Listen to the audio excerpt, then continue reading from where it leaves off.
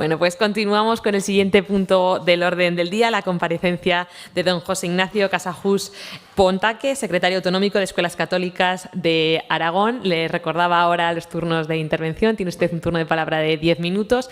Luego podremos hacer los distintos grupos por tiempo de 2 minutos cada uno, pequeñas dudas, cuestiones que hayan surgido a tenor de su intervención, y cerrará usted con tiempo de 5 minutos para dar respuesta a las mismas. Así que cuando quiera, suya es la palabra. Perfecto. Muchísimas gracias, señora presidenta. Señorías, señoras y señores, buenos días. Mi nombre, como han dicho, es José Ignacio Casajús Pontaque y actualmente ocupo el cargo de secretario autonómico de Escuelas Católicas de Aragón, organización patronal que agrupa 90 centros educativos aragoneses con algo más de 2.300 aulas, unos 54.500 alumnos y unos 4.000 docentes. Y en nombre de nuestra organización, en primer lugar, pues agradezco la oportunidad que me dan de poder dirigirme a ustedes. Vivimos en una sociedad profundamente marcada por la transformación digital, donde la tecnología influye de manera decisiva en prácticamente todos los ámbitos de nuestra vida cotidiana. En el terreno educativo, lejos de ser un mero recurso complementario, la tecnología ha abierto oportunidades inéditas para el proceso de enseñanza-aprendizaje, facilitando el acceso flexible y universal al conocimiento y permitiendo un desarrollo más personalizado de las competencias del alumnado. No obstante, es natural que surjan inquietudes sociales en torno al tiempo de exposición que los menores tienen a las pantallas y al impacto de los entornos digitales en su desarrollo. Ante ello, desde Escuelas Católicas Aragón defendemos con firmeza un enfoque ético, seguro y pedagógicamente fundamentado en el uso de la tecnología, concibiéndola como una herramienta al servicio del aprendizaje y no como un fin en sí misma.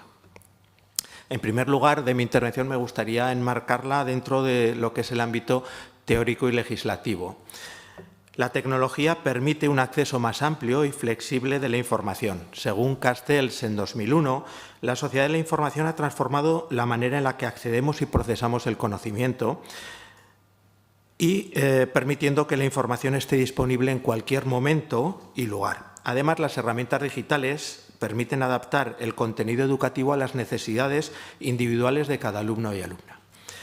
Heath, en 2014, afirma que la tecnología puede ser utilizada para crear experiencias de aprendizaje personalizadas, lo que mejora la motivación y el rendimiento académico.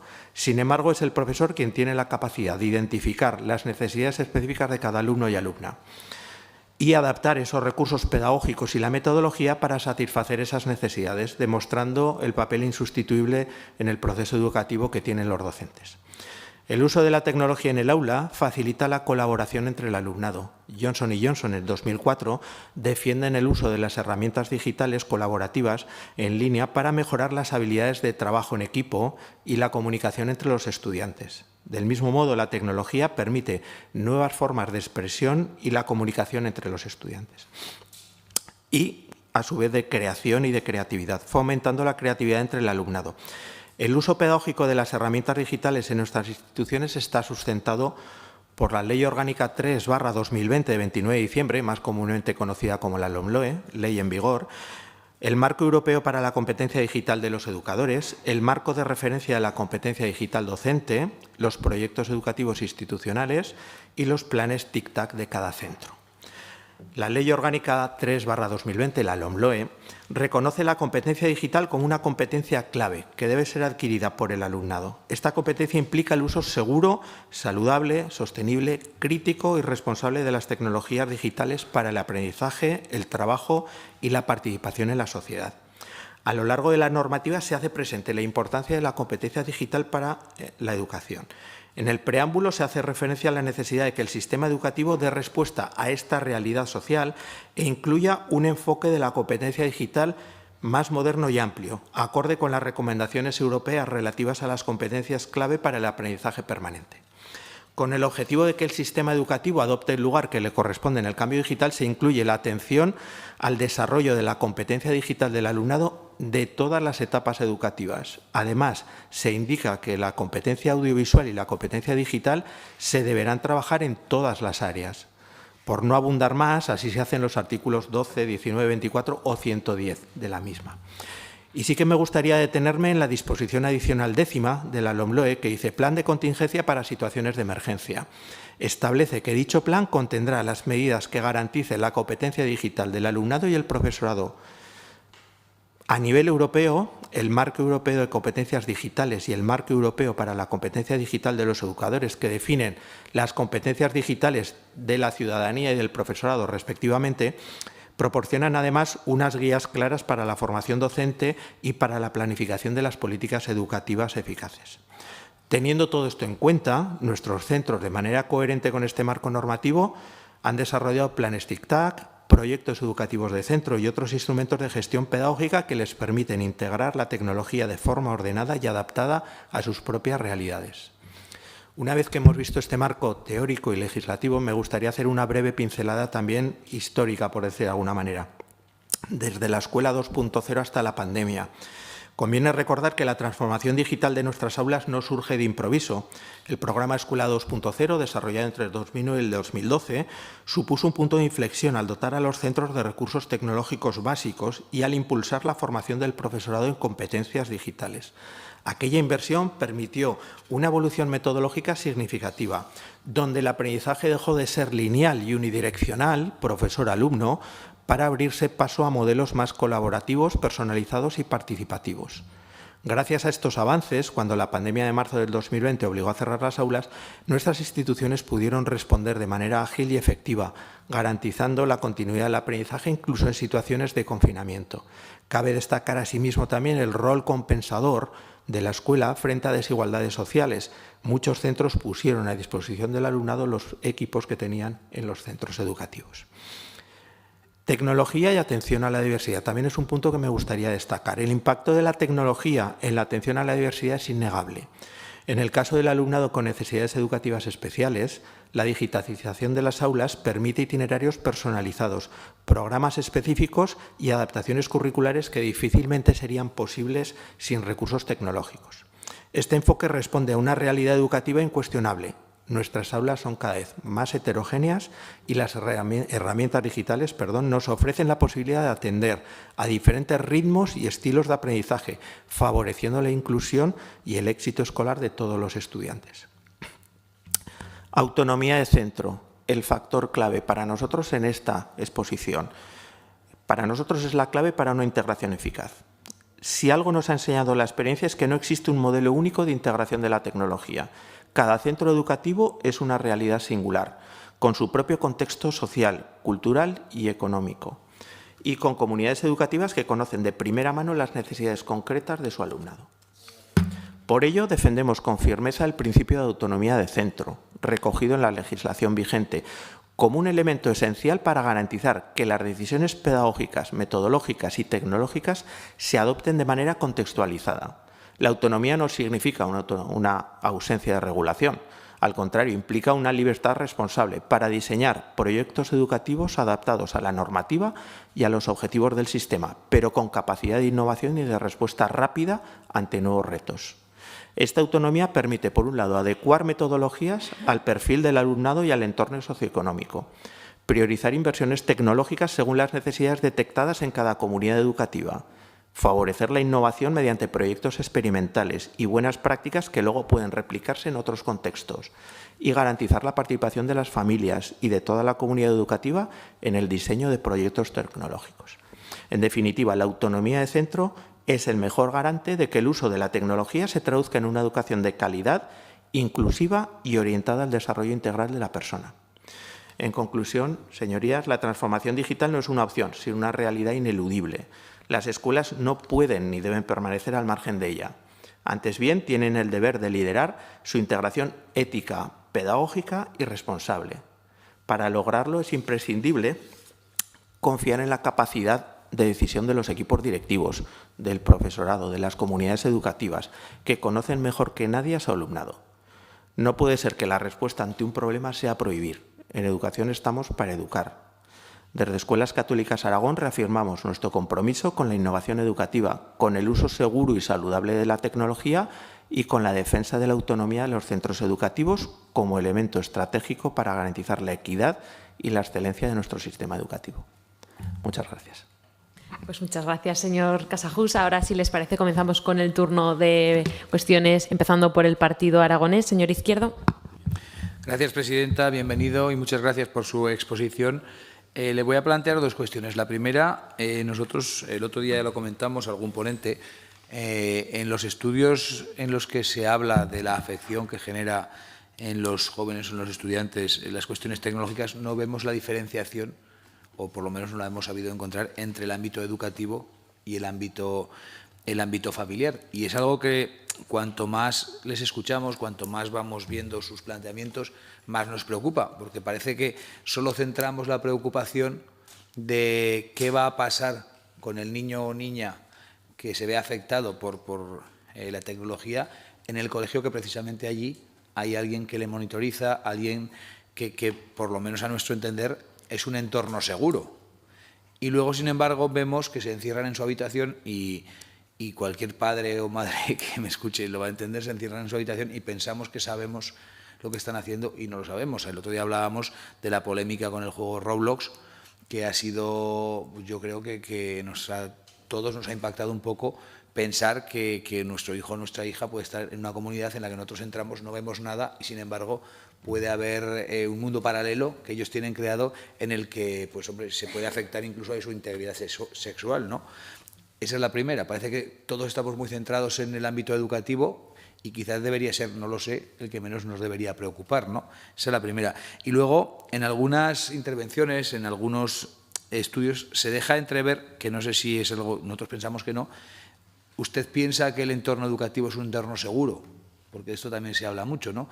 De lo seguro que es el entorno. Nosotros pensamos que sí, pero sí que me gustaría que en la parte que usted conoce, que es mucha, porque es una parte muy importante, la educación aragonesa, ¿usted considera que el entorno educativo es un entorno seguro? Pues estas dos cuestiones. Muchas gracias. Muchas gracias, señor Izquierdo. Señor Sanz, ¿no? Señora Bug, señora Lasobra, estamos yendo rápidos. Señora Ranz, desde el Grupo Parlamentario de Vox. Sí, brevemente, gracias por su exposición. Me ha parecido entender que usted, pues, es bastante pro tecnología o en el tema de la educación, y nosotros, pues, acabamos de escuchar también a la Asociación Española de Pediatría, donde no parece ser tan pro tecnología. Mi pregunta es que a veces un profesor motivado y cualificado, si cree usted que en los tiempos que corren, debido al uso de las tecnologías por parte de los adolescentes y tal, le cuesta mucho más que antes captar la atención, mantener a esos chavales interesados sin esos estímulos audiovisuales y todo eso que le rodea, ¿no? Y mantenerlos, no sé, en un comentario de texto, que lean un texto, que hablen. Si eso está perjudicando, según su experiencia en los colegios y tal, en este caso católicos, el avance y la mejora en la enseñanza de estos alumnos, ¿no? Si se está notando ya que esos chavales, esos estímulos, como no los tienen un profesor, aunque sea un profesor bueno y motivado, si vamos para atrás en ese sentido. Gracias. Muchas gracias, señora Ranz. Señora Guilleme. El micro, porfa, que si no, ahí no le escuchan, desde el Grupo Parlamentario Socialista. Perdón, nada, simplemente agradecerle su exposición, que ha sido bastante aclaratoria. Muchas gracias.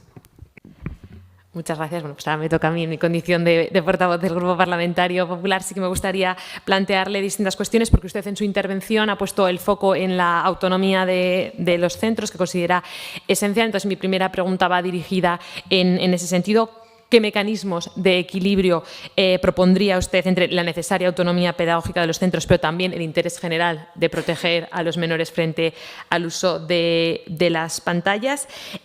También ha hecho mención a esa necesidad de la educación digital ética que imparten desde sus escuelas. Si existen, me gustaría saber si existen mecanismos para comprobar la eficacia de que efectivamente se están consiguiendo esos objetivos a los que usted hacía mención. Y en su comparecencia en la anterior sesión, la Justicia de Aragón hacía referencia a dos quejas muy importantes que le estaban presentando las familias con respecto al uso de la tecnología. Uno era el coste de adquisición de las herramientas tecnológicas correspondientes, sobre todo hacía referencia al tema de las licencias frente a los libros de los bancos de libros. Unos tenían una agencia de 1 año frente a los 4 de los libros. Y también se planteó el tema de la desconexión digital, que los niños, pues, recibían comunicaciones fuera del horario lectivo. También me gustaría saber qué medidas proponen o qué medidas están ya adoptando desde sus escuelas en aras de solucionar esta problemática que plantean los padres. Muchas gracias. Muy bien, pues muchas gracias a ustedes por retomar un poco los planteamientos que se me hacen por parte del Grupo del PAR. En el entorno, hablábamos del entorno educativo y del entorno familiar. Yo soy educador, pero también soy padre. Padre de una hija que está saliendo de la adolescencia y de un hijo que está en plena adolescencia. Entonces, evidentemente, para mí esto también es un tema de preocupación, lo ha sido siempre, junto con mi esposa. Y sí que es cierto que yo, en el caso familiar, donde más seguro vivo el uso de las tecnologías o he vivido de mis hijos ha sido en el entorno escolar, porque sabía que era un entorno seguro y porque sabía que era un entorno en donde el uso de las herramientas estaba pautado por los docentes de mis hijos. Como bien decíamos, muchas veces en el entorno familiar el control no es tan exhaustivo, pues por tiempo, por prisas, por dinámica de vida, porque se encierran los adolescentes, se encierran en sus cuartos, es decir, tienen esa virtud o ese defecto o como lo queramos ver. Y no somos precisamente los padres necesariamente los modelos a seguir en muchas de sus actuaciones. Sí que es cierto que tenemos la confianza, y yo al menos con mi esposa lo hemos vivido, de que todo aquello que hemos estado trabajando con ellos desde la infancia, pues vas recogiendo posteriormente esos frutos, que al menos como padres también tenemos que tener esa satisfacción. Pero el entorno digital no es más peligroso que el entorno de las drogas, el alcohol, el sexo. Es decir, en mi caso, pues ya digo, con esas edades, pues evidentemente con 20 y 16 los temas que abordas con tus hijos son múltiples y variados. El digital no necesariamente es el que más preocupación genera en muchos momentos. Y el entorno educativo para mí sí es un entorno seguro. Es decir, que se producen situaciones de convivencia exactamente igual que se pueden producir situaciones de convivencia con otros muchos temas, exactamente igual que se producían problemas de convivencia en momentos anteriores a la aparición de los móviles. Es decir, problemas de convivencia las hay. Ahora bien, están los educadores encima, están los equipos directivos, están los departamentos de orientación, es decir, hay muchas herramientas para poder abordar esos problemas de convivencia que se dan dentro del entorno educativo. Por lo tanto, para mí sí que es cierto que bueno, y yo lo califico como un entorno seguro, y mi preocupación, evidentemente, yo vengo aquí como representante de una organización y desde el ámbito escolar, pero como persona me preocupa mucho también el ámbito familiar, quizás más todavía el ámbito familiar, ¿vale? Por responder al planteamiento que me hacía el portavoz del grupo de Vox, no se trata de que sea más pro tecnología o menos pro tecnología. En mi caso personal he comentado qué funciones tengo ahora, pero durante 35 años ininterrumpidos he sido maestro de aula. Es decir, desde 1990, en donde empecé a ejercer. Entonces, pues evidentemente, en mi caso como profesor de idiomas, pues sí que es cierto que el impulso que me supuso en el aula la aparición de las tecnologías fue brutal para el aprendizaje de mis alumnos. Como comentario jocoso, yo empecé dando inglés allá por 1990 con un libro que tenía los enunciados en castellano y donde existía, en el mejor de los casos, un cassette. Entonces, bueno, pues evidentemente en muchas materias el impulso ha sido tremendo. Entonces, ¿qué ha significado eso para un profesor que ya no era joven como yo? Pues un impulso de motivación para trabajar con ellos, un impulso de buscar herramientas también nuevas y diferentes. El perfil de nuestros alumnos ha cambiado. Nuestros alumnos de hoy en día no son los que teníamos hace 20 años ni hace 30 años en las aulas. Entonces, evidentemente, aprenden por canales diferentes y aprenden de manera diferente. ¿Eso implica que no tengas que estar sentados delante de un comentario de texto? No. Es decir, se compatibilizan y en los centros se trabaja todo eso porque además así me consta que hay diferentes vías, pero también tenemos que tener en cuenta que nuestros alumnos aprenden por vías muy diferentes y unas veces llegarás a uno por la vía verbal o por la vía escrita, pero a otro tendrás que llegar por otra vía diferente. Por eso hablábamos de, sobre todo, la atención a la diversidad de nuestro alumnado en las aulas. Cuando empecé a ejercer las clases, bueno, primero, la profesión docente era unidireccional. Yo era el que poseía los conocimientos y transmitía mis conocimientos a mis alumnos. Eso cambió radicalmente y evidentemente hay muchas experiencias colaborativas de aprendizaje, de autoaprendizaje, pero también de coaprendizaje entre los alumnos. Todo eso lo facilitan mucho las herramientas digitales, ¿de acuerdo? Entonces, bueno, sí que es cierto que entiendo que han venido a dinamizar la educación, pero es que el mundo es así y tenemos que educar a nuestros alumnos en el mundo en el que están. Y, por otro lado, en el caso que comentábamos de la autonomía de los centros educativos, ¿qué mecanismos hay? he hecho alusión al tema de la autonomía de centros siempre desde los proyectos educativos. Es decir, cada centro tiene un proyecto educativo, que es un documento en donde realmente ese centro desgrana cómo va a trabajar. Un documento que se trabaja no solamente desde el punto de vista del claustro, sino también de la comunidad educativa, y que son los que vertebran. Las realidades de nuestros centros son muy diferentes. Hablábamos también del coste que supone la adquisición. Las licencias digitales, los aparatos pueden estar también en Banco de Libros, están contemplados dentro de la orden de Banco de Libros. Por lo tanto, la realidad de los centros son muy diferentes. Nosotros tenemos centros pues en donde se propugna el método one-to-one, pero hay centros en donde hay otro tipo de integración de la tecnología. Tenemos centros de 5 líneas, tenemos centros de 1 línea, centros que están integrados en el centro de la ciudad de Zaragoza, centros que están integrados en los barrios periféricos o en cualquiera de los pueblos de Aragón. Entonces, las realidades, yo creo, sobre todo lo que defendemos es esa autonomía de centro, porque nadie mejor que los centros conocen la realidad de su alumnado, qué es lo que mejor funciona con sus alumnos, qué es lo que pueden hacer. Por eso no nos gusta el hecho de que se propongan medidas que supongan, entre comillas, pues un café para todos, porque no es real, ni con nuestros alumnos ni con nuestras comunidades educativas. Entonces, entendemos que sí que hay mecanismos, que esas quejas en cuanto a la adquisición, hay mecanismos también que yo no creo, y conozco casos de centros que manejan el one-to-one, en donde por perfil de centro, perfil de familia, perfil de alumnado vulnerable, es imposible que a las familias les suponga un coste sobrevenido, porque si no, los propios equipos directivos no hubieran optado por un modelo así. Entonces, nadie mejor que los equipos directivos saben qué es lo mejor para sus alumnos y cómo pueden llegar mejor a ellos dentro de un proyecto educativo, ¿vale? Que es lo que vertebra al final nuestra acción, ¿vale? No sé si he respondido a todo lo que allí había planteado. Pues yo creo que sí. Darle las gracias por su intervención en nombre de toda la comisión. Muchísimas gracias. Muchísimas gracias a ustedes.